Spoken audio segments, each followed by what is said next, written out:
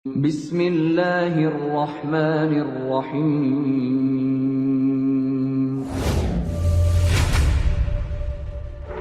يا أيها الذين آمنوا ادخلوا في السلم كافة.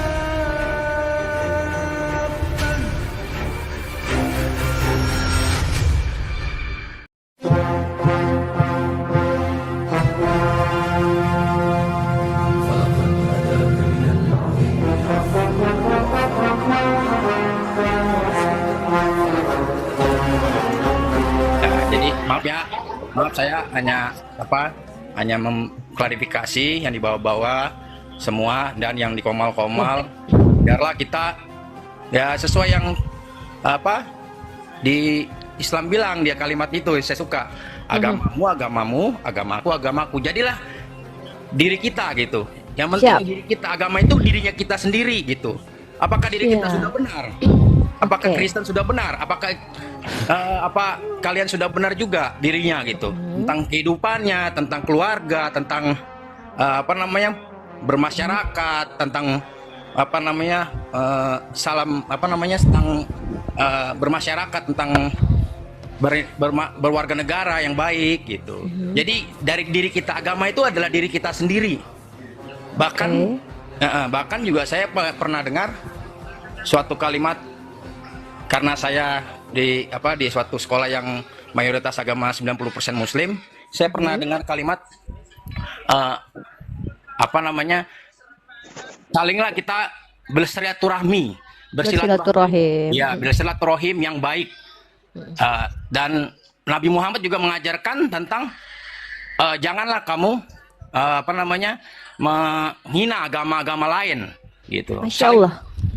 Saling bertoleransi, saling bertolong menolong, membantu gitu. Itu yang Panjang amat, Pak. ya, Nggak apa-apa, ini nggak apa-apa. panjang supaya kita Nggak apa-apa. memahami gitu, Pak. Supaya Saya di sini yang- kita memahami, saya di sini mau damai, saya di sini mau toleransi. Jadi tidak ada yang menjatuhkan satu sama yang lain. Gitu. Kita semua damai kok, Pak. Nggak ada Teman-teman masalah. di mute dulu, izin tolong ketika saya tidak izinkan teman-teman berbicara, tolong jangan dibuka mic-nya. Saya bisa bersikap keras dengan siapapun, even itu muslim sekaligus maksudnya. Tolong dilanjut Bapak, tapi jangan sampai memakan waktu sampai 5 menit lagi atau 2 menit lagi ya. Mohon Siap, langsung saja to the point-nya. Siap. Biar saya bisa menanggapi Bapak. Oke, siap, Ibu. Makasih banyak, Ibu. Saya panggil Ibu aja lah ya. Ibu aja. Oh, makasih jangan. banyak. Panggil Rifa aja Pak. Oh, Nama Rifa. saya Rifa. Siap. Ibu Rifa, saya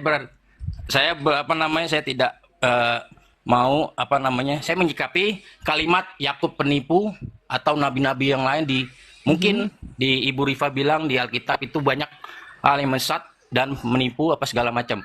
Dan pertanyaan saya Islam ini ya, tentang Islam, apa kelebihan Nabi Muhammad? Terus yang kedua, Oke. kenapa Al-Quran bahasanya bahasa Arab. Ya. Arab. 2 pertanyaan ya. Terima Tapi kasih. sebelum saya menjawab 2 pertanyaan Bapak, izinkan saya menanggapi keluhan dan ya saya anggap itu sebagai keluhan karena Bapak masuk di room saya, maka hak saya menjawabnya. Yang pertama, Bapak, semua yang Bapak sampaikan tadi itu sudah menjawab pertanyaan Bapak, yaitu pertanyaan pertama, apa kelebihan Nabi Muhammad? Ternyata kelebihan Nabi Muhammad itu sudah Bapak ketahui dengan apa? Dengan Bapak sampaikan ajaran Islam tadi. Lakum dinukum waliyadin, marilah kita bertoleransi, kemudian tidak boleh menghina sembahan orang lain. Itu Bapak sudah jawab pertanyaan Bapak pertama dengan apa yang Bapak sampaikan ke hadapan kami ini. Itulah kelebihan Nabi Muhammad, mengajarkan kami hal-hal yang baik. Jadi Bapak menjelaskan tadi panjang lebar. Saya anggap itu sebagai inilah ya, keluh kesah saudara se-NKRI terkait tentang apa yang terjadi dalam ranah fenomena dialek lintas iman ini. Dimit dulu Pak Purba. Dan semua penjabaran Bapak di awal itu adalah jawaban dari pertanyaan pertama Bapak, yaitu apa? Kami mengatakan Nabi Muhammad itu dianggap sebagai manusia yang memiliki akhlak mulia karena ternyata Bapak sudah tahu ajarannya. Masya Allah, saya tidak perlu menjelaskan ke Bapak. Bapak sudah jabarkan semua tadi, walaupun dalilnya salah ya. Lakum dinukum waliyadin, kemudian janganlah menghina sembahan orang lain, marilah saling bersilaturahim. Itu dia kelebihan baginda Rasulullah, mengajarkan, menjadi role model, mengajarkan bagaimana membentuk akhlak yang baik karena beliau adalah suri tauladannya umat Islam. Jadi saya sudah jawab pertanyaan Bapak dengan menanggapi sekaligus bukan curhatan sih ya, saya anggap sebagai keluh kesah Bapak. Tapi lebih lanjut. Oke. Ya. Sebentar. Oh. Bapak tadi panjang lebar saya dengarkan. Belum selesai Pak, selesaiin dulu Iya, Pak iya. Unirpanya Enggak, Pak. maksudnya Ibu kan sudah menyampaikan demikian. Nah, alangkah baiknya. Saya belum selesai karena ada dua pertanyaan. Yang saya jawab itu pertanyaan pertama dan saya pun belum menanggapi Bapak. Bapak Ya. mengatakan Boleh ini menyikapi nanti ya. Wah, Boleh, siap. astagfirullah ya. Bapak bertanya kepada kami dan Bapak membawa keluh kesah Bapak di hadapan saya. Saya akan menjawab itu dari pengalaman pribadi, Pak. Dalam Islam, kami ini adalah umat yang diperintahkan adil. Adil itu menempatkan sesuatu pada tempatnya. Kalau kami membuka room diskusi, maka kami mengadakan diskusi. Kalau kami buka ring tinju, kami bertinju. Itu sesuai porsi. Kebetulan saya membuka forum diskusi. Diskusi itu dua arah. Kita bahas tentang Islam, kita bahas juga dari pihak lawan saya atau kawan saya. Ketika kawan diskusi saya orang Kristen, tentu yang kita bahas Bible. Ketika kawan saya diskusi saya orang Hindu, yang kita bahas ya kitab mereka. Jadi kalau Bapak bertanya kenapa kami banyak membahas Bible, ya qadarallahnya, contohnya Bapak sendiri naik ke sini mempertanyakan tentang keimanan kami. Lalu ketika seandainya Bapak membuat sebuah parameter, tentu saya harus tunjukkan loh, Pak, kok Bapak bilang begitu? Di kitab Bapak tertulis begini loh. Artinya apa inilah ini disebut dengan dialog, dialektika. Kita saling menunjukkan dua arah satu sama lain apa yang kita pahami. Kemudian, Pak, kalau kita bicara tentang kebenaran itu, Pak, ada kebenaran itu ada dua, kebenaran subjektif, kebenaran objektif. Kalau kita duduk dalam ranah publik bicara tentang dialektika, bagaimana cara berdiskusi yang baik, tentu kita itu lebih mengambil kebenaran secara objektif, kebenaran universal. Nah, kebenaran universal itu akan ada parameter-parameter yang dikemukakan nanti. Contoh, kalau bisakah sesuatu itu dikatakan, bisakah gelas itu dikatakan piring? Secara logika tidak bisa. Ya, karena gelas adalah gelas, piring adalah piring. Nah, dalam parameter secara universal kita akan membahas apa itu Tuhan. Apakah Tuhan itu manusia? Maka nanti kita akan menemukan jawaban-jawaban beragam dari teman-teman kita yang berdiskusi dengan kita. Nah, ketika ada penyampaian bahwa oh Tuhan itu begini, Tuhan itu begitu, kita kan tidak bisa Pak terima begitu aja. Tentu yang kita minta adalah mana dalilnya di kitab suci Anda. Maka kita bahas lagi kitab suci. Biasanya yang terlibat itu perdiskusinya Kristen dan Muslim, otomatis kitab sucinya ya Al-Quran, Bible, Al-Quran, Bible. Kenapa Al-Quran tidak terlalu banyak dibahas? Karena ketika Al-Quran ditanya, biasanya kami rujuk kepada Al-Quran, kami bacakan dalilnya, sesimpel itu, selesai. Terjadi pun misalkannya antitesis dari teman-teman Kristen, kalau kita tanya, kalian bertanya berdasarkan apa? Kadang-kadang tidak ada dasar, cuman dari asumsi saya saja. Ya kita selesai diskusinya. Tapi ketika kami umat Islam, kenapa kami lebih banyak bertanya tentang Bible? Karena penjelasan itu membutuhkan tanggapan terus. Contohnya gini, ketika saya tanya, apa itu Trinitas? Oh, Trinitas adalah 3 dalam 1. Apanya yang 3? Oh, yang 3 ini adalah apanya pribadinya. Oh, apakah pribadi Bapa dengan Yesus berbeda? Oh, iya berbeda. Berarti Yesus adalah Bapa? Bukan. Nah, berarti Yesus Allah? Iya. Berarti Tuhan kalian 2, Allahnya 2. Oh, tidak. Lalu nanti kan begitu terus. Makanya kita mana ayatnya dalam Bible? Kita melulu bahas Bible. Tapi kalau ketika ditanya Al-Quran, kita kasih data, dalilnya mana nih? Ulama kami yang jawab. Kami tidak jawab sendiri. Selesai perkara. Begitu juga dengan orang Katolik. Kenapa dengan orang Katolik saya tidak pernah debat-debat hebat? Karena ketika mereka berkata, saya tunjuknya ini loh, data saya ini, magisterium, tradisi suci, tertulisnya di sini. Ya udah, masa kita mau bantah tradisi mereka? Nah gitu Pak.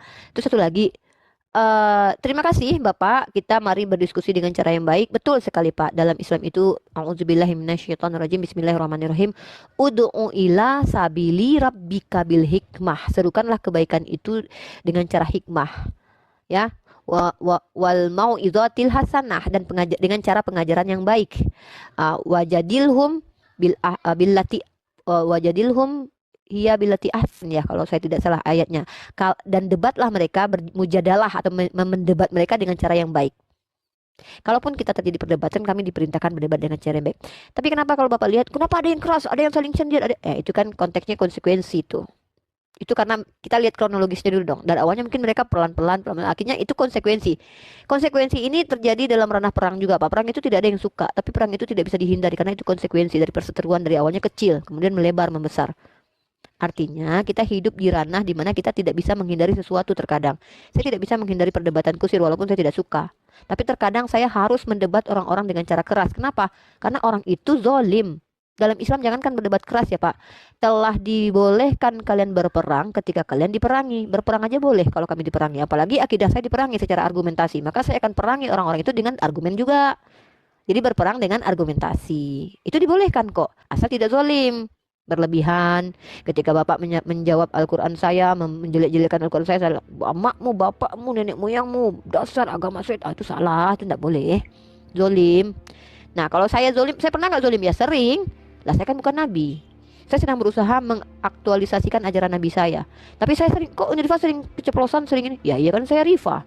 Saya emak-emak yang terkadang juga pakunya kecabut kalau lagi ngomong, ke-trigger juga kadang-kadang gitu, apalagi menghadapi hewan yang hanya melolong gitu, bunyi-bunyian aja dikeluarin tapi nggak ada ilmu. Ya itulah saya, tapi saya belajar kok Pak. Insya Allah saya akan coba belajar untuk menahan diri, pengendalian diri, untuk berdiskusi dengan cara baik dengan Bapak, kalaupun Bapak memang mau seperti itu. Itu justru diajarkan dalam Islam 1400 tahun lalu Rasul kami sudah ajarkan itu. Bahkan Imam Syafi'i aja bilang lebih baik dia tuh diam aja, itu adalah jawaban untuk pertanyaan orang bodoh. Artinya tidak semua pertanyaan itu juga harus dijawab. Kurang lebih seperti itu Bapak. Yang kedua tadi Bapak bertanya, saya lupa itu pertanyaan kedua Pak, coba diulangi Pak. Ya, saya boleh menyikapi nggak? Ya tapi kasih pertanyaan yang kedua dulu Pak, biar selesai. Nggak tenang hidup saya Pak kalau nggak jawab pertanyaan Bapak itu. Ya, yang kedua, kenapa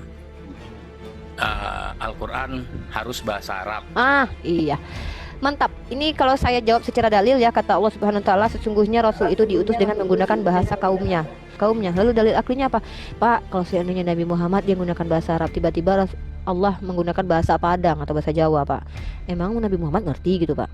Nggak ngerti Nabi Muhammad, Pak, bahasa Jawa atau bahasa Yunani gitu. Ya kan bingung Nabi Muhammad nanti, Pak. Ya tentulah pakai bahasa Arab gitu. Kan nabinya orang Arab. Kalau nabinya orang Ibrani gitu kan, tiba-tiba datang Tuhan berbicara pakai bahasa Jawa gitu. Ya bingung nabinya nih, gua gimana ini gitu ngejelasinnya gitu ke umat gua orang Yahudi, tiba-tiba Tuhan datang pakai bahasa Jawa. Eneng opo iki jenenge katanya gitu kan. Lah, nabinya aduh gimana ngejelasinnya nih kadang pakai bahasa kaumnya aja udah gagal paham nih orang-orang gitu. Terkadang ya Pak ya, kita aja nggak usah nabi ya Pak ya, saya aja ngomong pakai bahasa Indonesia aja di kalangan teman-teman Kristen kadang nggak ngerti teman-teman Kristen. Duh gimana ya cara jelasinnya? Duh gimana nih ya? Gitu loh. Apalagi saya pakai bahasa Padang Pak, ngomong sama Bapak gitu. Ya jelas lah kenapa nabi-nabi itu menggunakan bahasa kaumnya. Begitu Pak. Kurang lebih seperti itu. Silakan Bapak tanggapi. Saya lebih takut kalau Nabi Muhammad datang menggunakan bahasa Padang, Pak. Kasihan orang Arab di situ. Kalau Nabi Muhammad pakai bahasa Padang. Dan nyikapi boleh ya? Boleh, Pak. Oke, jadi penafsiran tentang Al-Quran pakai bahasa Arab berarti bukan penafsiran. Ya Allah. Saya bacakan dalilnya ya, Pak. Duh, saya paling tidak suka dibilang saya menafsir itu. Astagfirullahaladzim. Bapak jangan bilang saya mufasir, Pak. Bapak itu mufasir itu gelar untuk para ulama kami yang mana mereka mengartikan berarti ya, mengartikan bahwa Nabi Muhammad bilang bentar. bahasa kaumnya. Ini bukan mengartikan, saya bacakan dalil, Pak. Bentar ya, Pak. Ntar saya bacakan dalilnya. Itu kan bahasa Indonesia aja kadang Bapak gagal paham tuh. Saya tidak mengartikan apa-apa dari tadi itu. Saya membacakan dalil. Ya sih, saya artikan juga sih. Boleh lah nggak apa-apa mengartikan dengan bahasa Indonesia ya. Betul Ya, Bapak itu. tadi kan Ibu bilang begitu. Iya. Nabi diutus dengan bahasa kaumnya. Bentar. Saya bacakan dulu. Ini saya bacakan ya dalilnya ya. Bapak nih ya Quran surah Ibrahim ayat keempat nih saya bacakan ya. Dan kami tidak mengutus seorang rasul pun melainkan dengan bahasa kaumnya agar, nah kan bener kan kata Allah saya, agar dia dapat memberi penjelasan kepada mereka. Seandainya kaumnya orang Arab, Tuhan kasih pakai bahasa Jawa, kira-kira ngerti nggak kaumnya kalau dijelasin pakai bahasa Jawa? Kan logikanya kan nggak mungkin Pak. Logikanya kan nggak mungkin. Maka Allah menyesatkan siapapun yang dia kehendaki dan memberi petunjuk kepada siapa yang dia kehendaki. Dia yang maha perkasa dan maha bijaksana. Begitu Pak kira-kira Pak. Terima kasih. Bercanda. Lanjut Pak. Baik. Jadi harus berpakai bahasa kaumnya. Begitu. Ya dalilnya begitu Pak. Iya. Jadi kita udah paham lah ya semuanya. Bahasa kaumnya berarti orang Indonesia. Nah, itu kan bahasa Nabi gitu, bukan bahasa. Oh, saya paham. Berarti kami bukan kaumnya Nabi Muhammad karena kami bukan orang Arab. Kira-kira mungkin begitu premisnya ya? Bukan, salah. Terus Itu udah gimana? salah lagi. Gimana? Maksudnya itu kan perkataan Nabi Muhammad, itu seorang nabi. Nah, bukan seorang Allah atau Allah. Oh, gitu. Jadi gini, Pak. Kadang-kadang, ya ini dia kenapa saya suka sekali membahas agama-agama nih. Banyak orang-orang yang gagal paham dalam memahami konteks apa itu Al-Quran, apa itu bahasa kaumnya nih. Dan kami tidak mengutus seorang rasul pun melainkan dengan bahasa kaumnya. Rasul itu diutus menggunakan bahasa kaum. Diutus untuk apa, Pak? Rasul itu membawa risalah kenabian. Apa itu? Informasi dari Tuhan. Maka informasi itu dari siapa? Dari Tuhan, bukan dari dirinya sendiri. Contoh, saya bicara sama anak saya. Aku mengutusmu anakku menggunakan bahasa Jepang karena kawan-kawanmu orang Jepang. Maka ibu akan menggunakan bahasa Jepang. Harigato kodai sama. Bilang itu sama temanmu ya, Nak. Anak teman saya datang ke teman-temannya yang orang Jepang nih. Harigato kodai sama. Apakah dia berkata? Betul kata-kata dia, tapi dia membawa kata-kata saya. Dia mengutip kata-kata saya yang mengatakan itu adalah saya. Dia hanya menyampaikan saja. Jadi Al-Quran ini Nabi kami berbicara itu bukan dari hawa nafsunya, bukan dari pendapat dia. Menurut pendapat gue, kata dia, bukan. Ya kira-kira menurut yang saya analisis dari hasil pemikiran saya, bukan gitu. Tapi dia menyampaikan semua perkataan Allah yang datang kepadanya, yang diberikan melalui perantaraan. Lalu dia ulangi kembali lafaz itu kepada kaumnya, pakai bahasa kaumnya. Apakah itu perkataan Nabi Muhammad? Bukan, perkataan Allah yang disampaikan oleh Nabi Muhammad. Karena Tuhan kami bukan manusia. Nah, Tuhan kami memilih, karena Tuhan kami ingin berbicara kepada manusia, Tuhan kami memilih salah satu manusia untuk menjadi wakilnya di dunia. Itu konsep nabi-nabi agama Semitik. Dari mana bukan manusia? Maksudnya?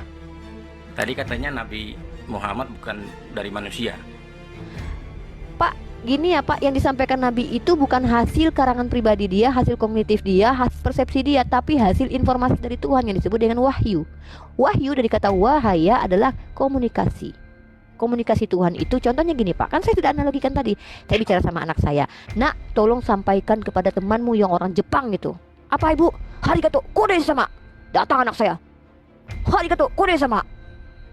Apakah itu perkataan anak saya? Anak saya menyampaikannya iya dengan suara dia Pak, tapi dia menyampaikan perkataan saya. Paham nggak Bapak sampai di situ? Ya paham. Terima gaji, Masya Allah. Jarang-jarang loh Pak penjelasan saya membuat orang paham Pak. Ini kalau Bapak paham nih, Bapak punya Roh Kudus luar biasa nih. Terima kasih. Paham tapi salah. Oke, kalau ada penyampaian saya yang salah, kan Bapak menganggap saya salah dari kalangan Islam, jangan dari kalangan Kristen. Coba tunjukkan ulama mana yang mengatakan saya salah. Terima kasih. Bukan berdasarkan antesisnya. Jadi Wah, berdasarkan. berarti Bapak adalah seorang Kristen yang lebih oke. Jelasin kepada saya apa itu Al-Quran menurut ilmu pengetahuan Bapak. Saya yang belajar sama Bapak nih. Saya kan Muslim nih. Saya jelaskan ke Bapak, Bapak tolak. Berarti saya yang belajar sama Bapak. Bapak sebagai Kristen memahami betul apa itu Al-Quran. Silakan Bapak jelaskan. Saya yang mendengarkan. Monggo. Saya kasih waktu berapa? 3 menit maksimal. Silakan. Jelaskan kepada saya. Tapi nanti saya tanya ya kapasitas Bapak. Apakah Bapak mengerti apa itu Al-Quran? Definisinya, secara etimologinya menurut ulama kami. Tolong jelaskan kepada kami. Silakan. Saya yang belajar sama Bapak sekarang. Dari situ berarti Ibu Rifa tidak memahami artikulasi yang saya sampaikan tentang yang namanya bahasa kalimat. Saya bilang mengapa Al-Quran itu berbahasa Arab. Kan sudah saya jawab kalau itu Pak. Pak, masa kita harus muter lagi? Pak, kita nih udah nyampe ini kita lagi jalan-jalan ya Pak ya. Kita mau kemana? Udah mau ke Paris nih. Udah nyampe Paris Pak, kita balik lagi ke Sumatera Barat Pak. Capek Pak. Tolong yang sudah saya jawab itu, kalau yang salah Bapak bilang, kan saya jawab. Kenapa Al-Quran berbahasa? Saya jawab. Karena artikulasinya Bu. Artikulasinya Ibu pahami dulu. Konslet otaknya. Bautnya satu hilang. Kena lockdown.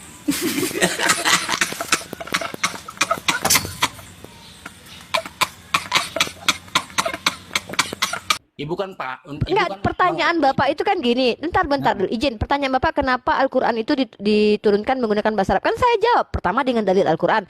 Karena Allah mengutus Nabi dengan menggunakan bahasa kaumnya. Nah, coba artikulasi saya yang salah di situ di mana? Coba.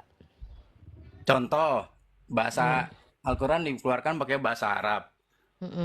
Nah, mereka yang bernegara atau berbahasa Rusia, Afrika, Iran, yang ya Israel atau segala macam lah.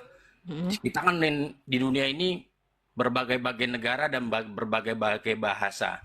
Nah, yang Ibu bilang tadi kan artikulasinya itu pertanyaan saya, mengapa harus berbahasa Arab gitu? Ya karena nabinya bahasa Arab, Pak. Gimana sih, Pak? Aduh, astagfirullahaladzim. Sesulit itu kah?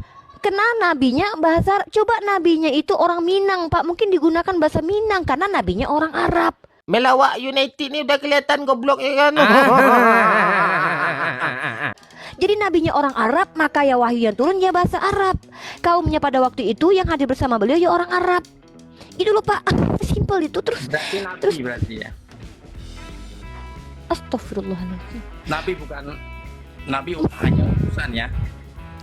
Pak, tidak ada dalam perspektif Islam itu nabi itu adalah Tuhan, Pak. Nabi itu ya utusan, Pak. Nabi itu tidak pernah menjadi Tuhan dalam Islam. Oke, itu menurut Islam. Loh kok menurut oh iya menurut Islam betul. Kalau memangnya dalam iman Bapak nabi itu bisa menjadi Tuhan gitu? Bukan, nabi itu hanya Kan? pengikut. Oh, nabi hanya pengikut. Coba Pak tunjukkan literasinya dari mana itu? Nabi adalah pengikut. Coba. Nabi itu hanya mengikut. Jadi Ya coba Pak tunjukin literasinya. Saya kalau sudah masuk ke ranah definisi saya tidak terima gitu aja Pak. Karena di fakultas saya di kampus saya diajarkan kalau kamu mendapatkan definisi dari orang lain tanya dari mana dia menjawab itu standarnya apa gitu. Tahu-tahu kalau cuma asumsi Bapak pribadi kenapa saya harus terima gitu. Saya kan mahasiswi Pak. Bisa Iya. jadi saya catat ini. Nabi itu adalah pengikut. Coba siapa yang bilang sama Bapak begitu? Coba. bahwa kalau menurut pengetahuan saya Dari mana Bapak tahu? Tunggu. Pengetahuan Bapak itu dari mana taunya? dari Bible saya lah. Di ayat berapa itu Pak? Nabi adalah pengikut. Yuk. Saya buka nih Bible. Jadi Tuhan Bentar Pak. Saya itu gini loh Pak. Gini. Bapak bilang Nabi itu hanya pengikut. Saya tanya, itu pengetahuan Bapak. Lalu saya konfirmasi, dari mana Bapak tahu? Dari dalam Bible. Ayat berapa? Saya mau belajar. Coba, Nabi itu hanya pengikut. Mantap ini ilmu baru bagi saya. Coba saya catat loh Pak. Mana Cari. Pak? Ayat berapa? dari Mm-mm. akulah jalan kebenaran dan hidup. Akulah jalan kebenaran dan hidup. Ya. Di mana kata nabinya di situ Pak? Itu legitimasinya dan bahasa kalimatnya itu udah harus mengerti dong. Kenapa saya harus mengartikan itu adalah nabi Pak? Maksudnya mohon maaf Pak. Akulah jalan dan kebenaran dan hidup. Maka artinya nabi adalah pengikut. Itu dari mana itu Pak? Maaf Pak ya. Akunya itu tanda A besar itu kan berarti dia maha kuasa gitu. Jadi setiap ada kata-kata yang A-nya huruf besar maka dia maha kuasa. Jadi setiap paragraf itu kalau ada huruf A-nya aku, misalkannya saya bikin nih karangan nih. Aku, berarti saya penguasa gitu. Atau gimana nih Pak? Bahasanya Bu, bahasa kalimatnya aku itu kan aku mengidentifikasinya mengenai dia gitu. Dia itu apa ibaratnya misalkan ibu gitu. Ibu pengikutnya, anaknya, Ibu Rifa gitu ya. Jadi Bentar. aku itu- Bentar. Ini saya buka ya. Akulah jalan kebenaran dan hidup ya. Bentar. Maaf ya Pak ya. Saya ini orangnya nggak aksi apa-apa. reaksi. Nah, kita baca di sini ya. Hmm. Perikopnya adalah rumah Bapa. Kata Yesus kepadanya, akulah jalan dan kebenaran dan hidup. Tidak ada seorang pun yang datang kepada Bapa kalau tidak melalui aku. Apa relevansinya dengan Nabi adalah pengikut? Coba, Ya. apa relevansinya itu? Ayat itu. Loh, udah jelas rumah. Perikop tadi Rumah? apa? Rumah Perikop tadi kenapa? apa? Hah? Perikopnya adalah rumah Bapa. Nah, Mm-mm. Bapak. Mm-mm. Bapak itu seperti pencipta. Seperti pencipta, mirip Ya. pencipta atau seperti pencipta atau pencipta atau Bapak Atau itu pengutus seperti lah, pencipta. pengutus. Kalau ibu kan ibu lebih mengerti pengutus lah. Mengutus. Ya, Nabi Muhammad kan diutus oleh Allah gitu kan ya. Paham, Bu? Tunggu, bentar Pak. Bapak itu seperti pencipta atau pengutus. Coba Bapak artikulasi, Pak. Saya sangat mencintai bahasa Indonesia by the way. Ya, Tolong Pak, biar saya Ibu paham punya maksudnya bapak apa gitu. Saya punya bapak, Pak, punya Ya. bapak, punya papa saya. nggak? Ibu bisa lahir tanpa bapak nggak? Saya? Ya Ya. nggak bisa dong Pak, harus Ih, ada itu proses pembuatan demikian. dulu. Pencipta berarti kan? Pencipta ibu lahir. Oh bukan, bapak saya bukan pencipta Pak. Liga lawak aja lah, banyak pemain lawak tu. Dari mana ibu bisa Karena lahir? pencipta itu hanyalah Allah. Ya, dari Bapak mana saya bisa bukan lahir? pencipta, dia tidak bisa menciptakan saya, tapi dia bisa membuat saya. Dia bisa menjadi asbab hadirnya saya, Pak. Dia, mohon maaf ya, dia melakukan hubungan biologis, dia tidak bisa dikatakan menciptakan anak. Tetapi dia bisa dikatakan menjadi asbab proses bertemunya sel telur dengan sperma dengan sel telur gitu. Dia tidak bisa dikatakan pencipta karena dia bukan Tuhan. Dia tidak menciptakan manusia. Tapi ibu panggil bapak ibu apa? Papa, bukan mama kebetulan. Karena dia laki-laki, saya panggil papa. Tadinya mau saya panggil mama, tapi saya tahu dia nggak pakai daster gitu. Jadi saya panggil papa aja. Ah, Iya. Terus Adanya kaitannya ibu- dengan Nabi tadi apa? Omongan kita ini kaitannya sama Nabi apa, Pak? ya, jadi bapak itu Mm-mm. pengutus kalau menurut ibu lah, Pengutus, pencipta. Pencipta. Jadi di situ rumah bapak. Jadi udah jelas artikulasinya itu bahwa Artikulasinya. ya, Yesus itu kan Tuhan Yesus itu punya pengikut. Dia Pengikutnya punya itu pengikut. ya 12 murid pengikut. Nah, Hmm. itu adalah pengikutnya itu nabi-nabi. Oh, jadi semua pengikut Yesus adalah Nabi. Bapak pengikut Yesus bukan? Pengikut Yesus maksudnya waktu di zamannya gitu. Oh, jadi 4.000 ada masa tahun yang tenggangnya gitu. Ada masa tenggangnya. Kalau di zamannya ya dianggap Nabi. Kalau bukan zamannya bukan Nabi lagi walaupun pengikut, begitu. Bukan, jadi jangan Bukan lagi. Jangan artikan maksudnya. Oke, Kita oke. bicara tentang bagaimana nabi-nabi ada apa bisa mengikut gitu kan ya. Ibu tadi bilang begitu kan? Gimana Bu tadi? Kan Bapak bilang begini, Nabi itu adalah pengikut. Ya. Nah, Ya, Nabi makanya pengikut. Saya mengartikulasikan kalimat tadi. Maka semua pengikut Yesus itu dikatakan Nabi nggak? Iya, nabi. Karena Wah, 12 Bapak pengikut 12 Yesus Tuhan nggak? Itu kan nabi. Semuanya ada Yohanes, ada Iya, Lukas, menurut ada iman Markus, Kristen, itu semuanya semua Nabi itu. Iya. Matius Nabi, Matius Lukas Nabi, pengikut. Lukas, Iya, Nabi saya tanya. Lukas. Nabi Lukas. Hmm. Oh, jadi Bapak memanggil Nabi Lukas. Markus Nabi, Pengikut. iya Nabi. Iya, Paulus Nabi juga. Nabi Paulus. Nabi Paulus. Emang di Ibu tidak ada kan? Iya, ini kan kitab Bapak. Makanya Iya. kenapa saya selalu membahas kitab kalian itu karena selalu penjelasan di kitab kalian itu menimbulkan tanya baru. Tolong Pak tanya, di manakah bahwa Yesus mengatakan pengikutnya semua adalah nabi? Murid-murid itu adalah nabi. Coba Pak, di mana Yesus katakan itu? Saya bukan mengartikan nabi itu semua pengikut, maksudnya. Yang Ibu mana kan kalau Ibu- gitu Pak? Yang mana Ibu saja? Yang 12 bicara, aja? Yang 12 aja? Kenapa nabi dibilang pengikut? Nah, Hmm. sebagian Mm-mm. pengikut Tuhan Yesus itu kan Oke. adalah nabi. Jadi saya mengartikulasikan pengikut Kristus itu adalah sebagian nabi. Jangan Oke. salah penafsiran ya gitu. Jadi Yang ngasih tahu Bapak seperti itu siapa? maksudnya Iya, Bapak ini kan tahu pengetahuan Bapak itu datang dari mana? Pengetahuannya datang sendiri ilham Roh Kudus atau dari pembelajaran atau dari gimana gitu? dari paradigma kita lah. Jadi kita kan tahu nih pemikiran. Oh, pemikiran paradigma kita ya. sendiri ya? Paradigma Ya, sendiri. jadi, kalau menurut Ibu nih, Ibu kan punya anak murid-murid, ya kan? Mungkin majelis taklim, apa pengikut pengajian, apa segala macam lah gitu ya. Nah, tadi kan Ibu bilang Nabi itu pengikut. Tadi saya bilang sebagian ada di Alkitab yang tadi bilang, saya bilang itu gitu. Jadi Oke. sebagian pengikut Kristus Silakan. itu adalah Nabi. Silakan.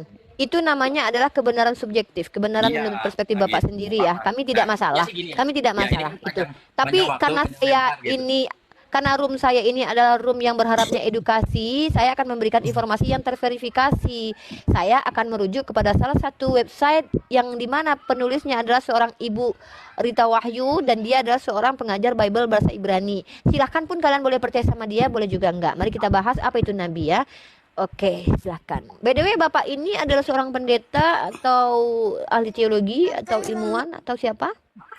Saya seorang hamba yang penuh di Roh dalam Kudus? daging. Enggak, Penuh dengan dalam Roh Kudus. daging, kedagingan karena penuh dalam Iya daging. iya dong Bapak penuh daging. Masa Bapak punya tulang doang? Emang Dengar ada dulu. manusia yang nggak punya daging? Jangan dipotong, nanti kalimatnya jadi jelek.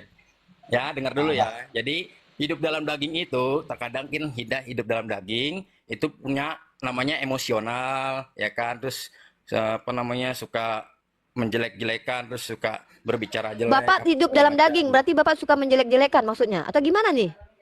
Saya bukan. Jadi jangan salah paham dulu. Hidup dalam daging itu seperti itu gitu. Jadi kita Dan sebagai Bapak hidup manusia- dalam daging? Ibu ngerti bahasanya nggak? Kita hidup dalam daging. Enggak, saya Hidup tanya dalam Bapak, daging. Contoh. jangan kita, Bapak aja. Sorry, nanti kalau saya pakai bahasa gaul, elu aja kali kan gitu. Bapak bilang saya ini hidup dalam daging. Contoh hidup dalam daging itu kita suka menjelek-jelekan, suka ini. Berarti Bapak suka menjelek-jelekan karena Bapak bilang Bapak hidup dalam daging. Gitu loh, Pak. Gimana? Kalau menurut coba? Ibu hidup dalam daging itu gimana, Bu?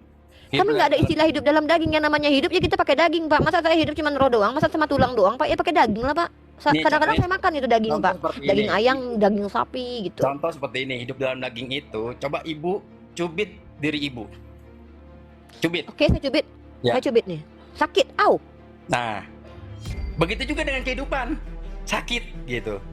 Sangat kasihan ya. Oh, Kadang ada yang sakit. menyakiti, kadang ada menghina, kadang ada yang menjatuhkan, kadang ada yang memfitnah, menggosipkan. Itu dalam daging, Ibu. Jadi semuanya itu Oh, iya. kita supaya hidup kita tidak di dalam daging, kita toleransi, janganlah menjatuhkan. Lah, kalau Sesuailah. seandainya tidak hidup dalam daging, harus hidup dalam apa? Supaya tidak terjadi hal pencubit-cubit tadi itu, Pak. Mungkin Gimana Mami, cara? dalam tempurung. Dalam Bagaimana? tempurung mungkin. Kita dalam lanjut tempurung. ini aja ya. Abis itu kita bahas tentang definisi Nabi ya, guys, dalam perspektif kekristenan ya. Karena dari Bapak Purba sudah sampaikan ya. Sekarang kita bahas secara literasi ya. Saya ambil dari nanti katolisitas kita buka juga. Kalau penjelasannya berbeda-beda ya nggak apa-apa lah. By the way, saya hidup penuh dengan kedagingan ya, karena saya suka daging by the way. Kalau nggak ada daging nggak enak. Ya lanjut ya. Sama. Saya juga suka daging. Iya. Ya, mari kita bahas. Ya, kita bahas Bu, ini sebelum aja. membahas itu, Ya, yang tadi saya tanya itu tadi, apa Pak? Kan sudah saya jawab. Yang mana? itu yang Yakub penipu itu. Iya, ini aku penipu sebenarnya materi saya, tapi karena Bapak sudah masuk dengan membawa Nabi, saya tidak mau membiarkan orang-orang Kristen di bawah hanya mendapatkan, saya bilang asumsi ya Pak, asumsi dari paradigma Bapak. Saya harus menunjukkan literasi dari Kristen sendiri ya. Etimologi Nabi. Jadi sekarang kembalikanlah istri orang itu sebab dia adalah seorang nabi. Ia akan berdoa untuk engkau, maka engkau tetap hidup. Tetapi jika engkau tidak mengembalikan dia, ketahuilah engkau pasti mati. Engkau dan semua orang yang bersama-sama dengan engkau. Nah, ini adalah profet dari kata nabi ya, nevi ya. Terus kalau bahasa Ibraninya navi ya. Nabi bahasa Ibraninya dari kata nevi ini berasal dari akar kata yang berarti mengalir seperti mata air. Ya, jadi bermakna memberi keterangan, mengabarkan. Kata Ibrani inilah yang paling sering digunakan untuk Nabi. Melalui Nabi Alkitabiah, Allah mengaktualkan rencananya dalam hal keselamatan dan menyatakan firman-Nya sambil mempengaruhi masa kini dan memberitahukan kadang-kadang masa depan. Nabi-nabi perjanjian lama itu tepatnya kitab-kitab para nabi bersama-sama dengan Torah dan kitab-kitab hikmat, bla bla segala macam. Kata-kata lain yang digunakan dengan makna mirip Nabi diantaranya dahulu di antara orang Israel apabila seorang pergi menanyakan petunjuk Allah, ia berkata begini, bisa juga disebut dengan pelihat. Pelihat ini kata yang dipadankan oleh berita wahyu dengan kata Nabi. Nah, haroeh ya, seorang pelihat berasal dari kata ra'ah gitu ya, yang berarti melihat. Nah, diterjemahkan dengan kata pelihat, menterjemahnya dengan petenung ya, atau disebut juga dengan petenung. Demikian Nabi Samuel menyatakan dirinya sebagai haroeh dalam 1 Samuel. Nah, kemudian lanjut ya. Kata khazah adalah bentuk dari aktif partisip dari kata khazan ya, khazah, melihat, memandang, menatap, dan tidak jauh berbeda dengan kata haroeh, 3 kata di atas. Maka haroeh atau kata khazah digunakan bersama-sama dalam ayat di bawah ini. 1 Tawarikh pasal 29 nomor 29. Kita sebutkan ya. Nih. Secara singkat dalam perjanjian lama, seorang yang digelari nabi digelari juga sebagai pelihat. Nah, istilah pelihat ini lebih secara jelas menunjukkan karakteristik seorang nabi, yaitu seorang yang mendapat penglihatan dan mendengar suara Allah, ya, dan diutus untuk menyampaikannya kepada umat. Kemampuan ini merupakan suatu karunia yang disebut kenabian. Nah, nabi dalam bahasa Yunani, profet, kata ini berasal dari kata kerja pemi dan pro. Sebelum gabungan kata ini bermakna sebagai ganti di muka atau secara umum, sehingga kata profet dapat bermakna juru bicara. Orang yang diutus dan diilhami oleh Allah untuk menyatakan sesuatu yang tersembunyi, mengungkapkan suatu nubuat, menyatakan pikiran dan kehendak ilahi, dan juga untuk meramalkan masa depan. Nah, kemudian oke, kita bahas ya, mana lagi ya. Yohanes Pembaptis nabi terbesar. Karena tentang dia ada tertulis, dia Yohanes Pembaptis termasuk nabi terbesar. Kemudian siapa lagi ya nabi ya? Tidak ada, mana nabi lagi ya? Seperti yang diakui Yohanes Pembaptis, mana lagi ya? Dengan peran khusus Yohanes Pembaptis dan posisi sentralnya yang dinyatakan sebagai nabi terbesar, sedikitnya itu berarti bahwa dialah bukti dan saksi ilahi yang paling tinggi di dunia ini bagi Tuhan Yesus menurut Bu Rita Wahyu ya. Kemudian mana ini ya? Saya mau menemukan ada nggak sih pernyataan kalau 12 murid itu adalah nabi gitu. Mana ini? Mana sih? Di sini malah ada Nabiyah, Pak. Nabiyah ada. Ada gelar mana nih? Mana ya? Miriam Nabiyah. Oke deh, saya cari aja lah, saya konfirmasi dulu lah sama, coba saya cross check dulu. Mana nih? Nggak ada nih. Tidak ada murid-murid Yesus itu dibilang nabi itu tidak ada gitu, bentar. Aduh. Oke ya, coba saya cari dulu ya Pak ya dari literasi Kristen ya. Bukan, mana ya? Tulis aja Bu 12 murid Tuhan Yesus gitu aja. Iya, 12 murid Yesus. Jadi kan Ibu bilang Paulus bukan nabi gitu ya. Oh, Paulus itu memang dinyatakan nabi dalam Kisah Para Rasul, Pak. Saya tidak sedang membantah itu. Nah, 12 murid Yesus kan barusan adalah Paulus bukan nabi. Loh, nabi dalam perspektif pernyataan Kisah Para Rasul ada, Pak, bahwa ini justru saya sering bawa dalil itu loh, Pak, dalam diskusi loh. Nah, berarti udah bentar dulu. Nih. Nah, kalau yang saya lihat di sini justru rasul yang digunakan. Inilah nama ke-12 rasul itu. Pertama Simon yang disebut Petrus dan Andreas saudaranya dan Yakobus anak Zebedeus. Bukan nabi dituliskan di sini. Nah ya, tapi di sini rasul. Nah, Yesus memanggil ke-12 muridnya dan memberi kuasa kepada mereka untuk mengusir roh jahat. Inilah nama ke-12 rasul. Saya belum pernah ketemu Kristen yang mengatakan bahwa murid-murid Yesus adalah nabi. Hanya baru bapak ini ya. Walaupun bahkan gini lah Pak ya, saya pernah kasih data Kisah Para Rasul itu. Saya tunjukkan bahwa Paulus dikatakan nabi. Maka orang Kristen semua membantah itu. Justru mereka mengatakan bahwa Yesus itu cuma rasul. Padahal saya nggak ngerti tuh apa menurut mereka perbedaan nabi dan rasul. Nah, ini menariknya. Izin ya. Yesus pernah mengatakan seperti ini, hati-hati dengan orang yang mengaku sebagai serigala berbulu domba, nabi-nabi palsu. Nah, ini saya tunjukin. Ini menariknya nih pembahasan kita.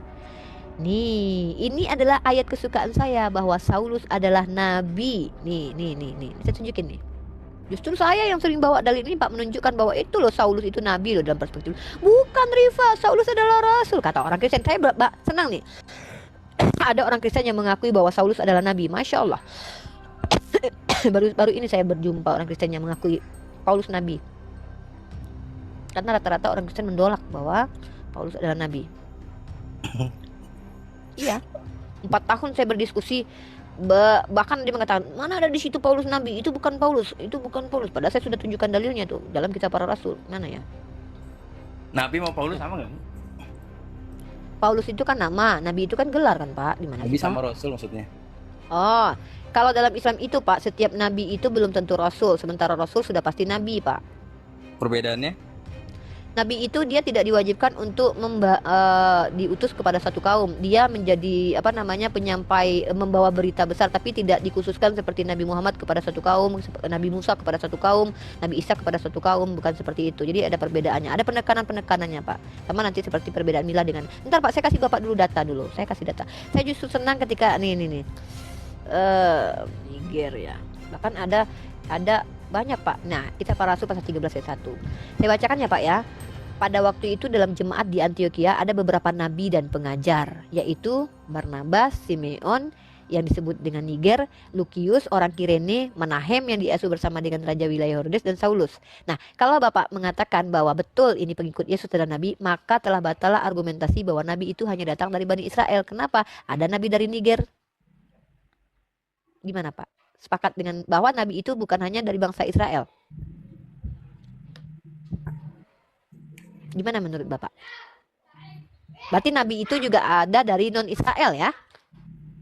Ya, pertanyaan saya, apa bedanya nabi dengan rasul? Kan saya sudah jawab.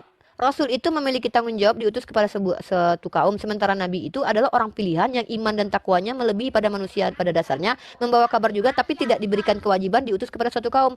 Contohnya, ada nabi yang bahkan tidak memiliki kaum dan dia tidak disebut dengan rasul. Kalau rasul itu dia pasti punya kaum, dan karena memang dia diutus kepada satu kaum. Itu perbedaannya Pak. Tapi jangan buat saya mengulangi sampai berkali-kali dong Pak pertanyaan Bapak itu. Kalau dari bukan Saya mau- lagi membahas tentang ini, Bapak lari ke Rasul dan Nabi. Nah, saya coba lah tunjuk. Di situ kan tertulis ada Nabi dari Kirene. Berarti Bapak mau menerima ya bahwa Nabi itu ternyata tidak hanya dari Bani Israel ya? Gimana Pak? Coba Bapak jawab. Makanya artikulasi kalimat yang saya kasih itu ibu harus Artikulasi mulu dari tadi Pak. Coba pahami. jelaskan artikulasi artinya apa sih Pak? Coba. Saya ingin tahu Tadi- gimana. Takutnya saya salah paham memahami artikulasi. Artikulasi artinya apa Pak? Monggo Pak. Iya. Saya banyak belajar nih Pak. Artikulasi artinya apa? Ya, jadi ibu kan saya bilang Rasul sama Nabi itu Nah, saya mau tahu nih artikulasi artinya apa gitu Pak. Saya takut gagal pahamnya. Apa itu artikulasi Pak? Artikulasi. Coba definisikan dulu biar kita tahu preposisi ketika berbicara itu, biar kita sama-sama mengerti. Oh, ternyata Unifa paham yang saya maksud.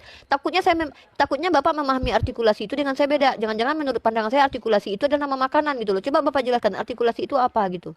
ya, jadi Enak kita diskusi. Bapak ngajarin saya lah, masa saya aja ngajarin Bapak dari tadi. Coba, apa itu artikulasi? saya bukan buat pengajaran tentang pengajaran. Saya kan Bukan gitu Pak, ketika Bapak bicara artikulasi, loh kok apa kaitannya dengan artikulasi gitu loh? Maksud artikulasi itu apa? Bapak bertanya ke saya jawab, lalu Bapak bilang artikulasi mulut dari tadi. Bapak bertanya apa perbedaan Nabi dan Rasul, saya sudah menjawabnya. Lagi-lagi Bapak lari ke artikulasi, makanya saya ingin tahu apa sih Pak arti artikulasi itu Pak? Tolonglah Pak ajarkan saya. saya bilang ke ibu Nabi sama Rasul itu perbedaannya. Apakah saya ibu udah jawab? Ibu Iya kan saya sudah jawab, lalu artikulasinya kata Bapak Tapi- tidak ini. Makanya makna artikulasi apa gitu. Ya, artinya itu sama-sama pengutus, sama-sama diutus kan? Jadi artinya artikulasi adalah sama-sama pengutus. Sama-sama diutus. Itu artikulasi. Nah, jadi mau skala besar kaum atau Tunggu, artikulasi artinya sama-sama pengutus gitu. bukan artikulasinya itu Lah, itu artikulasi itu loh Pak, maksudnya apa gitu loh. Aku bingung Pak, artikulasi artinya apa? Artikulasi Bukan artikulasi Bang, artikulasi Bang. Tuh kan Pak, inilah Pak, kalau Bapak bicara tapi tidak mau menjelaskan kepada kami, Bapak jangan pelit-pelit ilmu lah. Ajarinlah saya malam ini Pak. Minimal saya ngerti itu artikulasi artinya apa Pak. Tolong Pak, tolong bantu aku. Apa arti saya artikulasi? di sini bukan suatu Pak bagi-bagi ilmu apa? Bapak ngerti nggak sih arti artikulasi itu? bukan Astagfirullah. saya mau mengajarkan atau Saya ingin belajar. Saya paksa Bapak ajarin saya karena saya tidak ngerti maksud Bapak. Ketika Bapak bicara, Bapak bertanya ke saya, apa perbedaan Nabi dan Rasul? Saya jelaskan. Nabi itu adalah orang-orang pilihan di antara seluruh manusia pada zamannya, memiliki keimanan dan ketakwaan yang berlebih dari akar katanya tuh. Dari kata Ibrani tadi mengalir dari yang tempat tinggi. Naba dari kata anaba juga bisa adalah orang-orang yang membawa kabar, membawa berita besar karena anaba artinya berita besar. Artinya dia membawa berita, tapi dia tidak diutus kepada satu kaum. Maksudnya dia tidak ada nabi yang tidak memiliki kaum bahkan. Tapi kalau Rasul itu dia pasti punya kaum. Nabi Muhammad kaumnya siapa? Yaitu kami umat Islam ini adalah kaumnya Nabi Muhammad. Kemudian Bani Quraisy juga kaumnya Nabi Muhammad. Kemudian Bani Israel adalah kaum Nabi Musa. Tolong dong artikulasi. Artikulasi itu artinya ya adalah pengucapan dalam suatu bahasa yang sesuai dengan standar bahasa itu sendiri. Jadi cara pengucapannya. Jadi Gitu loh kata ya, kata Nabi sesuai dengan standarnya di mana ketika kita mengatakan sebuah pengucapan Nabi, definisi Nabi yang Bapak maksud itu berdasarkan apa? Bapak jelaskan kepada saya. Begitu. ya, jadi kan ibu bilang dalam skala besar kaum terus salah satu yang pilihan ibu ya bilang ya. Tadi Aduh Pak, kita masih berada di ranah artikulasi Pak, korelasi saya ini Pak ya, tujuan saya berdiskusi yang paling utama adalah mendapatkan wawasan baru. Ketika saya dihadapkan dengan wawasan baru yang tidak jelaskan, saya akan mengejar terus Pak. Kenapa? Saya ini adalah seorang yang disuruh berpikir kritis. Ketika Bapak saya jelaskan makna Rasul dan Nabi dalam perspektif saya, Bapak mengkaitkan dengan artikulasi. Maka saya ingin tahu relevansi artikulasi dengan penjabaran saya itu apa. Makanya saya ingin tahu pemahaman Bapak tentang artikulasi apa. Benar nggak yang disampaikan Bang Billy tadi? Coba lah Bapak. Lalu apa relevansinya dengan jawaban saya gitu? Itu dulu Pak. Baru kita masuk ke ranah Nabi dan Rasul. Kan saya sudah katakan kepada teman Muslim. Kadang-kadang kami berdebat dengan teman-teman Kristen ini kadang melulu di salah bahasa Pak. Banyak bahasa-bahasa itu yang kadang kita tuh salah memahaminya antara kedua belah pihak ini. Tolong ajarkan kepada saya Pak. Menurut Bapak artikulasi itu dan relevansinya dengan penjelasan saya itu apa gitu? Biar saya paham gitu loh Pak. Biar tidur nyenyak malam ini. Pusing saya nih. Coba Pak. kan ibu mahasiswa ya? Bukan Pak, itu kan Pak artikulasi lagi Pak. Saya mahasiswi Pak. Oh, mahasiswi. Bukan mahasiswa Pak. Tidak ada yang mengatakan saya mahasiswa. Saya mahasiswi. Artikulasinya itu salah Pak. Entah normal, entah enggak, tuh kan. Perlu dipertanyakan itu. Mahasiswi Pak saya. Ini bercanda aja Ibu, jangan terlalu serius. Enggak. Saya memang begini terlihat serius tapi kadang bercanda dalam serius, kadang serius dalam bercanda. Saya sengaja untuk bercanda karena di bawah-bawah komen itu kan banyak yang Oh, jangan. Biarkan Pak. Biarkan Iya, mereka saya Pak. abaikan. Karena Ibu Saya mau jangan jelasin, terlalu- ini aku mau jelasin artikulasi. Masya Allah, siapa ini King Medan? Oke, King Medan, tolong dijelaskan kepada saya artikulasi. Teman-teman dengarkan jadi- penjelasan Bang King Medan. Iya, artikulasi itu biasanya ya digunakan sehari-hari ya. Kemudian artikulasi itu adalah berhubungan dengan cara mengucapkan kata-kata, intonasinya bagaimana, tinggi rendahnya gimana. Jadi Apakah Uni, gua dari tadi terkeke melihat Uni itu berbicara, mimik wajahnya lucu banget. Jadi itu artikulasi ya Uni ya. Pengucapan kata-kata. pengucapan ya, kalau itu bukan artikulasi tapi mimik ya, intonasi. Mimik wajahnya. Jangan terlalu iya, tegang benar. nyasatnya. Jangan tegang-tegang Pak, Iya. kendurkan aja. Iya, itu. Iya, ya. Terima kasih ya, Pak ya. By the way. Paham Bu ya? Saya alhamdulillah dengan penjelasan Bang King Medan ditambah dengan penjelasan Bang Billy tadi, alhamdulillah saya mendapatkan wawasan baru ya. Puji Tuhan. Artikulasi untuk identitas saya bukan mahasiswa, tapi mahasiswi ya, Pak. Ya itu kan saya bercanda kan, biar nggak tegang. Iya. Oke, lalu apa relevansinya penjelasan saya tentang Nabi dan Rasul tadi dengan artikulasi, Pak? Berarti belum memahami juga Ibu ya? Enggak, saya paham, tapi saya gagal paham mengkaitkan ya, relevansi hubungannya penjelasan saya tentang Nabi dan Rasul dalam kaidah Islam dengan artikulasi yang Bapak kritisi itu apa? Apakah kata-kata saya itu tidak jelas kedengaran oleh Bapak? Ya kalau menurut Ibu Uni, diutus sama dipilih apa? Sama-sama apa beda gitu? Ya orang yang diutus sudah pasti orang yang dipilih lah, Pak. Nah itulah yang jawabannya, udah cukup. Paham kan Maksudnya gimana artikulasinya, nih? Bu? Iya, saya paham. Orang yang diutus adalah orang yang dipilih. Nah, Tapi tidak itulah. semua, Pak, orang pilihan itu diutus. Kapasitasnya? Nah kan seperti yang saya sampaikan, ketika Tuhan memilih Henok, dia tidak menjadikan Henok sebagai orang yang diutus untuk menyampaikan firman Tuhan, tapi dia dipilih diangkat ke surga. Kan dia dipilih Pak sama Tuhan, tidak semua yang dipilih itu diutus. Tapi orang yang diutus tentu orang pilihan, kan begitu. Masa Tuhan mau milih orang yang nggak dipilih-pilih? Masa mau Tuhan mengutus orang-orang yang nggak dipilih dia? Jadi tolong dipahami dulu artikulasinya Pak. Bahwasanya tidak semua orang yang dipilih itu diutus. Tapi orang yang diutus adalah orang pilihan. Contohnya siapa? Henok. Dia diangkat sama Tuhan, nggak diutus kepada satu kaum. Tapi dia dipilih Tuhan. Dalam kaidah kitabnya orang-orang Yahudi. Kan begitu. Itu Pak. Kira-kira artikulasi saya bisa dipahami Pak? Nah itu. Nah itu.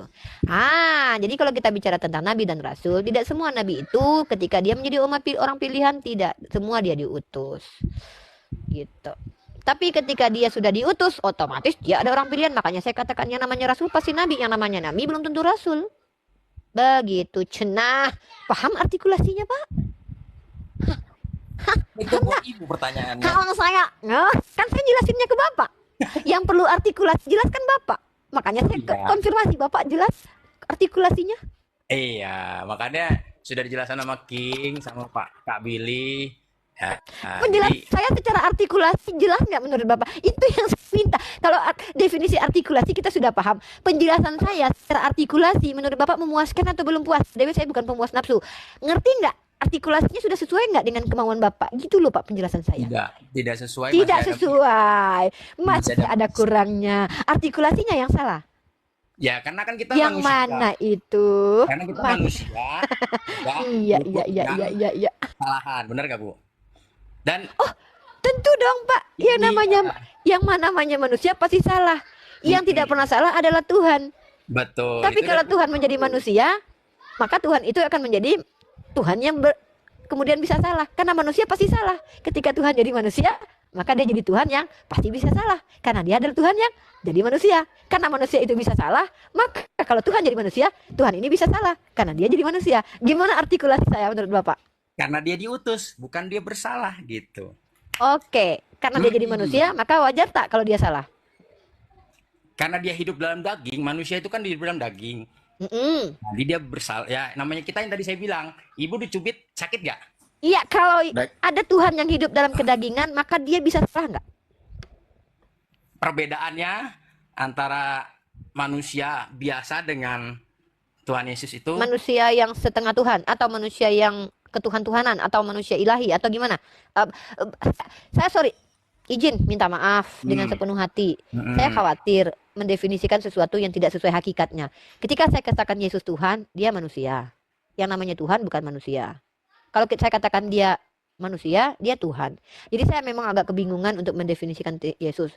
Ada beberapa kata yang saya sudah coba cari artikulasinya, mudah-mudahan bisa dipahami. Yaitu apa? Yesus adalah Tuhan yang menjadi manusia, atau manusia yang dituhankan, atau manusia yang ketuhan-tuhanan, atau Tuhan yang kemanusia-manusiaan, atau jadi saya memang sedang mencoba untuk menggunakan bahasa yang tidak menyinggung teman-teman Kristen, yang sesuai pada artikulasinya, sesuai pada tempatnya, sesuai dengan definisinya. Nah, jadi intinya itu Yesus itu adalah juru selamat yang diutus lahir melalui kandungan Maria, dan yang utus itu malaikat untuk dia, karena dia kudus gitu, dia hidup tidak penuh daging, maksudnya walaupun dia manusia, dia diberikan Roh Kudus untuk dipenuhi. Lahirlah ke Bunda Maria kalau menurut kata Katolik, kalau menurut Alkitab itu Maria gitu, dan lahir diutus untuk menebus dosa manusia, karena kita dalam daging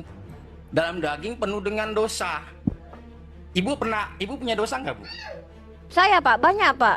Tapi saya lagi nggak membahas. Iya. Masalahnya gini, jadi setiap orang yang hidup dalam kedagingan itu sudah dipastikan berdosa nggak sih Pak? Saya itu dulu deh poinnya. Ibu kenal nggak namanya waktu lahir ayat pertama pada mulanya Adam dan Hawa diciptakan. Gimana Pak? Pada mulanya Adam dan Hawa diciptakan, Ibu tahu nggak sejarahnya? Pada mula dalam perspektif mana nih Pak? Perspektif Kristen atau Islam yang mau Bapak tanya? Islam. Ya, Islam dah. Pada awalnya, A'udzubillahi minasyaitonirrajim. Bismillahirrahmanirrahim. Wasqala rabbuka lil malaikati inni ja'ilun fil ardi khalifah. Jadi ketika Allah berbicara kepada malaikat, Allah katakan pada malaikat, aku hendak menjadikan khalifah di bumi. Lalu apa poin yang ingin Bapak sampaikan? Sejarahnya Adam dan Hawa, Bu. Pak, kalau kita bicara sejarah Pak ya, tidak bisa kita katakan penciptaan Adam itu adalah masuk ke ranah sejarah. Karena apa? Ya, kalau kita bicara tentang sejarah, berasal dari kata sajaratun, yaitu kata pohon, maka kita akan merujuk kepada sesuatu yang berkesinambungan. Pengetahuan tentang penciptaan Adam itu tidak masuk ke ranah sejarah. Karena sejarah itu adalah hasil dari analisis manusia. Pertanyaan saya, siapa manusia yang mampu menganalisis dan mencari tahu dan mengkaji tentang penciptaan manusia pertama kali? Karena pada waktu itu manusia belum ada. Yang ada hanyalah Adam. Lalu kalau Bapak bertanya kepada saya, artikulasinya sudah salah Bapak itu. Bapak bilang bahwa sejarah penciptaan manusia. Apakah penciptaan manusia itu masuk ke dalam ranah sejarah? Bukan. Jadi saya bertanya menurut versi Al-Quran. Oke, saya pakai kata yang lebih tepat ya Pak ya. Ya, jadi begini Pak, dalam Islam itu penciptaan pertama Adam itu bukan termaktub di dalam sejarah, tapi masuk dalam ranah wahyu. Apa itu? Komunikasi antara Tuhan dengan orang pilihannya yang disebut dengan Nabi dan juga Rasul, maka diberikan melalui perantaraan malaikat ataupun dengan caranya. Begitu ya Pak ya. Kalau Bapak bertanya kepada saya, dari mana kami mendapatkan informasi tentang penciptaan manusia, itu bukan dari hasil analisis atau hasil penelitian manusia Pak, tetapi dari informasi yang disebut dengan wahyu. Makanya orang-orang ateis atau salah satu, bahkan dari pihak Kristen yang bernama Sam Aldo mengatakan bahwa Adam itu hoax. Karena tidak bisa diuji secara akademis, tidak bisa ilmiah. Makanya Sam Aldo mengatakan dia lebih cenderung kepada teori Darwin. Padahal dia Kristen, dia tidak percaya dengan Adam. Bahkan dia menantang seluruh manusia. Coba tunjukkan kepada saya satu orang yang bisa membuktikan Adam itu pernah ada. Bahaya Pak, arkeologinya nggak ada, segala macam, bahaya kan? Nah, jadi kita tidak bisa mengatakan itu sebagai sejarah. Kalau definisi sejarah adalah siapa ini yang ngorok? Ya, kalau definisi sejarah adalah histori, kisah, hasil dari pencarian penelitian dari manusia. Maka penciptaan manusia kita dapatkan dari wahyu, informasi dari Allah Subhanahu wa taala. Mungkin begitu Pak. Jadi yang Bapak tanyakan apa Pak? Silakan Pak. Oh, berarti versinya di Al-Quran nggak ada. Adam Apanya itu nggak maksudnya? ada. Nggak ada, Pak. Bukannya nggak ada. Bapak yang Bapak Ada. tanya itu apa? Coba Bapak bertanya, saya kan meluruskan artikulasi Bapak tuh dari tadi, ya. Iya. Jadi Apa yang Bapak jadi kita keluarkan balik dari lagi lisan ke Bapak tidak sesuai pada tempatnya. Saya mencoba meluruskan gitu loh. ya jadi kalau di itu berbeda di Alkitab di Al-Qur'an, kita meluruskan di Alkitab lah. Jadi kan tadi balik lagi ke laptop tentang yang namanya eh, hidup dalam daging. Artikulasi, oh bukan, kirain Hidup dalam artikulasi. hidup dengan penuh dosa gitu ya. Hidup daging Pak, hidup daging. Jadi hidup Ya. daging ini dipastikan adalah orang-orang yang berdosa gitu. Ya karena ibu kan kita hidup masih dalam kedagingan gitu. Dicubit Ya aja iya masih Pak, sakit saya gitu. kan punya daging, masa saya hidup Iya. dalam ketulangan nanti? Iya, gitu. Ibu kan dihina orang masih merasa tersinggung atau udah dipukul orang sakit gitu kan ya. Nah, itu Iyalah namanya Pak, hidup dalam karena saya kan kedagingan punya masih, daging. masih namanya adanya merasakan sakit. Jadi Gitu. kalau kita marah itu hidup dalam kedagingan maksudnya? Iya, emosi itu Wah, kan Yesus berarti hidup dalam kedagingan dong. Yesus pernah marah loh Pak, Bapak tahu nggak itu? marahnya beda. Oh, marahnya Makanya beda. jangan disalah-artikan tentang marahnya dia itu. Jadi gini, kita marah ada kebaikan, ada keburukan. Ibu marah sama anak ibu, jangan kau pecahkan piring atau kau pecahkan gelas itu. Itu marah buat kebaikan karena tidak boleh gitu. Ntar melukai atau bisa apa namanya? Kalau Yesus marahnya gimana Pak? Ketika dia marah melihat pohon ara yang tidak berbuah padahal belum musimnya lalu dia kutuk pohon ara. Itu marah dalam kebaikan atau marah dalam ketidakbaikan menurut Bapak? Mau ada yang ketawa tuh. Yang ketawa nggak ngerti berarti. Yang Bapak jelaskan karena dia nggak punya Roh Kudus. Dia Muslim soalnya. Orang Islam kan nggak punya Roh Kudus. Lanjut Pak dijelaskan. Jadi gini, bukan maaf ya semua, Bang Kena. Jadi kita di sini kan diskusi Iya, tidak kita baik. Saya santai kok. Saya dengan mimik saya begini tuh memang gini Pak. Karena kita Iya. bicara di publik, kita juga kadang-kadang harus menghibur teman-teman yang nonton. Kalau saya tegang Betul. begini aja, kan saya penyiar-penyiar berita Pak bosan. Pemirsa Bapak Purba. Jadi kadang saya itu memang karena kenapa saya buka cam selalu Pak ketika diskusi. Saya Iya. ingin mimik. Kadang orang bilang Unifa mengejek. Ya sebenarnya mungkin kalau dibilang mengejek iya, tapi bukan berarti saya merendahkan tidak karena Bukan. perlu Saya bukan menunjukkan ke ibu. ekspresi saya gitu. bukan ke ibu. Saya bukan ke ibu. Hidup toleransi itu adalah ya hidup kita berfaedah ya. Hidup kita Iya, saling itu kita berfaedah toleransi, insyaallah insyaallah. saling memahami, saling mengerti, tidak boleh menghina atau Ya, mengejudge. tidak nggak boleh. Ya. Kami Nah, sudah diajarkan Pak sekitar 1400 tahun lalu seorang manusia berakhlak mulia yang bergelar Al-Amin, bahkan musuhnya pun menggelarnya sebagai Al-Amin.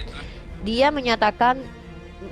menyampaikan firman Tuhan kepada kami, menyampaikan apa yang Tuhan kehendaki untuk kami ketahui. Tuhan berkata melalui penyampaian dia, melalui lisan dia, yang orang ini bernama Muhammad SAW, yang ditulis dalam buku yang ditulis oleh Michael Hart sebagai orang yang pertama berpengaruh di dunia. Dia mengajarkan kepada kami, janganlah engkau hina sembahan orang lain. nah, itulah makanya yang ada di Komal saling menghargai, saling toleransi ya. Kita di sini kan saling Saya respect kepada Bapak. sharing. Pertama, saya hormati Bapak Diskusi. dengan apa yang kenapa saya menghormati Bapak? Bapak dengan saya berdiskusi seolah-olah kita adalah teman lama yang baru bertemu. Yang kedua, Bapak tidak menghujat, tidak menggunakan narasi-narasi kebencian, makanya saya respect dengan Bapak. Terlepas dari teman-teman saya yang di bawah, Pak, mungkin mereka adalah saudara-saudara saya yang menggunakan narasi-narasi yang tidak menyenangkan. Bapak lihat, saya mewakili mereka, saya meminta maaf karena terkadang namanya netizen ini kan maha benar ya Pak ya. Jadi Iya. kita tidak bisa menutup semua mulut netizen. Yang bisa kita sampaikan adalah wahai netizen, menyampaikan kepada netizen untuk saling bersikap adil. Ketika Bapak bukan penghujat, maka kami harus memperlakukan Bapak dalam keadilan sebagai seorang muslim dan muslimah. Tidak terlarang bagi kami berbuat baik kepada Anda. Ini termaktub dalam surah Al-Mumtahanah ayat ke-8. Iya. Jadi seandainya apapun jawaban Bapak terkait tentang iman Bapak, biarlah itu menjadi iman Bapak, tapi kami tahu kalau sudut pandang Bapak seperti tadi itu. Dan kami tetap tidak boleh memusuhi Bapak. Kami harus hargai karena kita diikat dengan undang-undang. Undang-undang yang mengatakan bahwa agama Kristen itu agama yang sah di negara ini. Begitu. Iya, salam toleransi. Jadi Salam toleransi. bagi kita yang di Komal-Komal ini kan ya mungkin Nggak lebih apa-apa. memahami, ya kan, mungkin lebih mengerti. Ya, Nggak baik apa-apa. lagi agamamu, Anggap mereka agamamu, saudara-saudara kita, agamamu, Pak. agamaku. Saudara-saudara kita. Yang maka sebenarnya Pak, kadang kita buruk menurut kita belum tentu buruk dalam perspektif yang sesungguhnya. Kan gara-gara teman-teman kita ini mengejek kita, membuat kita begini. Kita kan semakin ini Pak, semakin bersemangat untuk menjadi orang yang lebih berpengetahuan, menjadi orang yang lebih berbijak dalam bertutur kata, karena mereka mengawal kita. Netizen ini kan pengawal kita nih Pak. Karena kalau kita salah mereka kan langsung, kenapa Unirifa begini? Nah, jadi ketika kita sudah dikawal oleh publik, maka mari kita sama-sama membiasakan diri untuk tampil di publik dengan sebaik mungkin. Amin. Ya, kalau dalam ranah psikologi itu namanya citra diri gitu. Amin. Ya, walaupun saya sendiri terkadang-kadang citra saya itu bukan aktualisasi dari agama saya atau implementasi dari agama saya, tapi adalah dari kedagingan saya Pak tadi. Amin. Karena saya hidup pakai daging gitu. Ya, itulah kita sebagai manusia. Ya, sebagai manusia kan kita masih disentuh aja masih sakit, ya kan? Jangan Iya. disentuh, di jalan aja kita tabrak, senggol dikit, marah, senggol marah. Yesus aja ketika disakiti di tiang salib dia kesakitan, dicambuk kesakitan. Dia aja hidup dalam kedagingan. Enggak, ya benar kan Pak? Nah, kalau kita bicara tentang bisakah Tuhan, ini bukan masalah bisa atau tidak bisa. Ini bukan masalah bisa atau tidak bisa. Tapi ini masalah sifat ketuhanan. Kita diajarkan sifat-sifat Tuhan itu. Jadi kita mengenal Tuhan itu, kalian itu semua netizen yang 1,0 ini dan yang ada di Komal itu hanya sekedar tahu saya, tapi kalian tidak kenal saya. Yang mengenal saya itu adalah orang yang di sisi saya, yang hidup lama dengan saya. Mereka tahu sifat-sifat saya. Saya suka cerewet, saya suka marah-marah. Kalau jam 1 saya suka manjat tembok, jam 2 saya suka manjat pohon, terus duduk di sana dengan lubang di punggung gitu kan. Biasanya itu ya. Mereka kenal saya. Ya, maksudnya artinya mereka kenal tuh saya tuh. Si Rifani suka makannya ubun-ubun anak bayi misalnya. Dia suka makan sate 100 tusuk jam 2 malam tuh si Rifani. Nah, dia kenal saya tuh. Anda semua tidak kenal saya, tapi Anda tahu saya. Kalian tahu nggak Unirifa? Tahu, yang punya Komal Uni Soviet, Unirifa. Tapi kalian tidak kenal saya. Yang kenal saya adalah orang yang terdekat saya. Maka kita umat Islam bisa dikatakan mengenal Allah kalau kita kenal, tahu dengan sifat-sifat Allah. Nah, kita bisa mengenali, mengetahui, memverifikasi sifat Allah itu dengan melihat ciptaan Allah juga. Jadi mengenal Allah itu dengan menyadari siapa diri kita, bagaimana proses kita ini ada, kemudian kita lihat ciptaan semua ini, kita mentadabur semua karena itu perintah Allah. Lalu kita kenal sifat-sifat Allah dari apa yang Allah sampaikan sendiri tentang dirinya. Maka kita bisa mengenal Allah kemudian dengan aktualisasi. Ketika kita sudah tahu Allah itu Maha Kuasa, kita tidak ada lagi takutan di diri kita. Makanya muncullah makom yang disebut dengan orang-orang sufi, orang-orang tasawuf, orang-orang yang sudah makrifat, sudah dekat dengan Allah. Tarikat kemudian dengan tarikat ya, dengan metode-metode cara-cara dia yang memang diajarkan oleh Nabi seharusnya. Nah, jadi kalau kita bertanya, mungkin bisakah Tuhan? Ini bukan perkara bisa tidak bisa. Saya tanyakan ke diri saya dulu. Bisakah Bang Billy memakan kotorannya sendiri? Pertanyaannya adalah pertanyaan yang dilemparkan kepada entitas yang disebut dengan manusia. Tentu jawabannya bisa. Tidak ada yang tidak bisa. Bang Billy itu bisa kok, sesuai dengan naturnya. Itu Bang Billy bisa tinggal ambil sendok, pergi ke toilet septic tank, lalu sendok septic tanknya, duduk di situ sambil video, masukkan ke mulut, cekrek. Bisa dong Bang Billy. Tapi apakah itu Bang Billy masih dikatakan sebagai manusia? Dikatakan manusia, tapi manusia setengah ODGJ atau dikatakan ODGJ. Sifatnya sudah tidak lagi manusia yang berakal. Maka ketika Tuhan itu menciptakan sesuatu yang menabrak sifat ketuhanannya, dia gagal sebagai Tuhan, sesuai dengan sifat dan karakternya dan sesuai dengan sifat yang disampaikan. Ketika dia maha besar, tiba-tiba dia mengecil, maka dia bisa dikatakan Tuhan, tapi Tuhan yang pembohong. Apakah kita bisa katakan Tuhan itu pembohong? Kenapa dia katakan pembohong? Dia yang bilang sendiri, aku maha besar, tiba-tiba dia mengecil. Loh, kok Tuhan mengecil? Maka kamu berbohong Tuhan. Kamu pernah bilang bahwa kamu maha besar, kok tiba-tiba mengecil Tuhan? Maka kamu adalah Tuhan yang pembohong. Apakah bisa diterima Tuhan itu pembohong? Tidak. Atau Tuhan itu pertamanya membunuh orang banyak-banyak, tiba-tiba dia lahir kemudian berbeda sifatnya. Dia tidak lagi membunuh orang, dia mengampuni semua orang jahat. Ini kalau secara manusiawi disebut dengan apa? Manusia yang bertobat. Karena ada perubahan sikap dari tadinya jahat kemudian, apakah bisa kita katakan engkau adalah Tuhan yang bertobat Tuhan? Maka dia gagal sebagai Tuhan. Mas, Tuhan bertobat? Atau begini, Tuhan itu bukan manusia. Jadi ketika ada Tuhan yang menjadi manusia, maka dia sedang berbohong. Dia bilang bahwa Tuhan bukan manusia, dan tiba-tiba dia jadi manusia. Artinya ini Tuhan maunya apa sih? Membagongkan kita gitu. Tuhan, kan kamu yang bilang bahwa Tuhan bukan manusia, sekarang kau jadi manusia Tuhan. Ini maksudnya apa Tuhan? Otak aku mau keluar ini dari kuping ini. Nah, jadi bukan perkara bisa atau tidak bisa, tapi perkara bahwa kita mengenal Allah itu memiliki sifat yang tidak akan dia bantah sifat itu.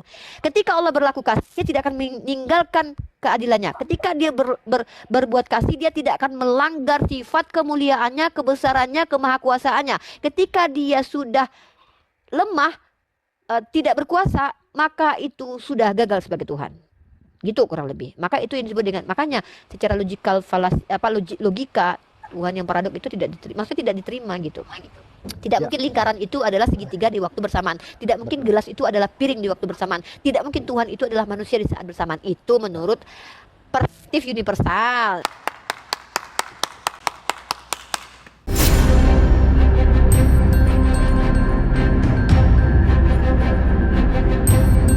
The religion of Jesus was Islam. Because with Allah, there is only one religion. He says, Inna dina indallahi al-Islam.